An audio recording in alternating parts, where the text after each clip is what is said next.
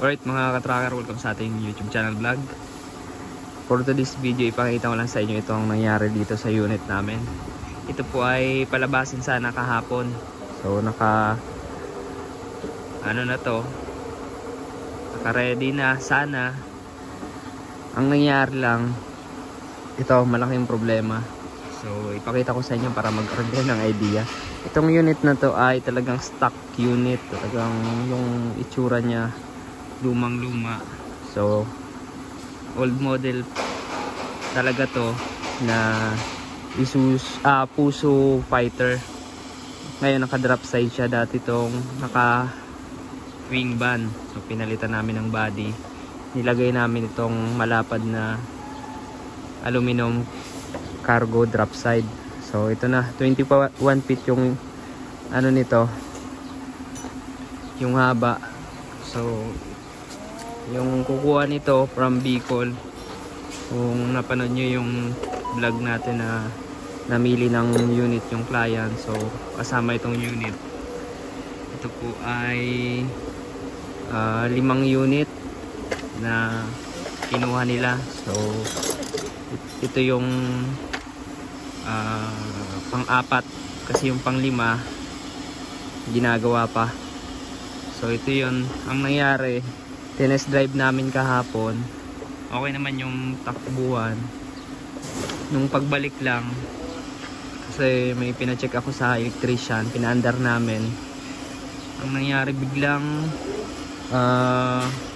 umiba yung andar at talagang sobrang usok sa tambucho.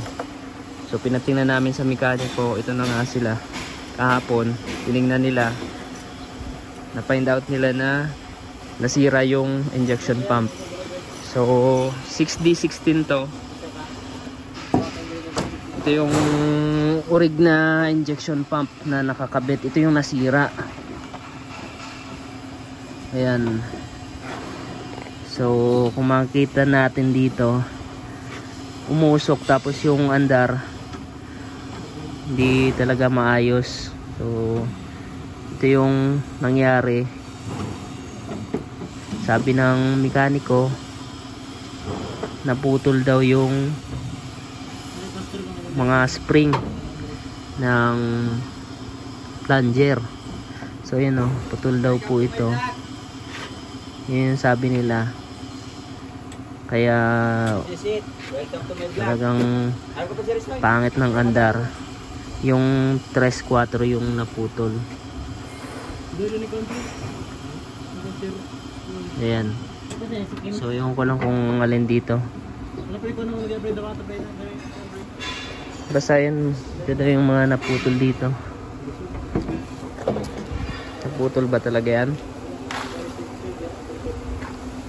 So yan, pinalitan namin ng injection pump. Kumuha kami sa ibang unit, kumahoy muna para matuloy ngayong araw. So yung kukuha nito ay papunta na. Napakiusapan namin, nabalikan na lang kapag okay na yung truck. So mababait naman yung ating client from Bicol.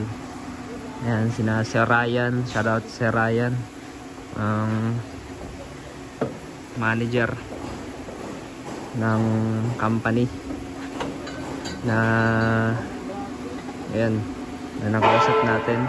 Tapos yung mga mekaniko at driver, so mababait naman yun. Kaya napakiusapan natin. Pero ngayon okay na rin naman yung unit. Ginabalik na lang yung mga tinanggal nilang pyesa. So right, mamaya ilalabas namin para ipatest drive muna namin para sure ball. So ito po ay assist condition lang. Pinahilamusan lang namin yung cab. Ayan, talagang kasi pangit yung pintura nito. Ang ginawa kasi sa Japan, may mga sticker na nakakabit, pininturahan, kaya pinabakbak namin para mabugahan. So pina-undercoat na rin namin to. Ayan po yung itsura ng unit. So papalagyan na lang namin ng sabitan dun sa magkabilaan, bali 6. para may masabitan daw yung panali na kasi kakargan daw nila ito ng equipment pang construction. So yan mga katracker, so yun mamaya kukunin na nila. So alright, yan mga katracker, napaandar na namin, okay na, all goods na yung makina, maganda na yung andar. Yung sira pala nung injection pump, yung 4-6 na spring ng plunger, 4-6 yung may problema, putol talaga. Yan. Ang nakita namin doon, parang kinurosion yung plunger, yung spring nya, kaya bumigay na. So yan mga katracker, update na lang mamaya pag dumating na yung mga kukuha nito. So ang dungis na, punasan na lang namin.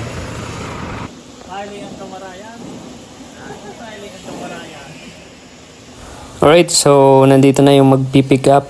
Tinitingnan yung makina ng mekaniko saka ng driver, sila sir. Mga Bicolano rin to, shoutout sa mga Bicolano dyan.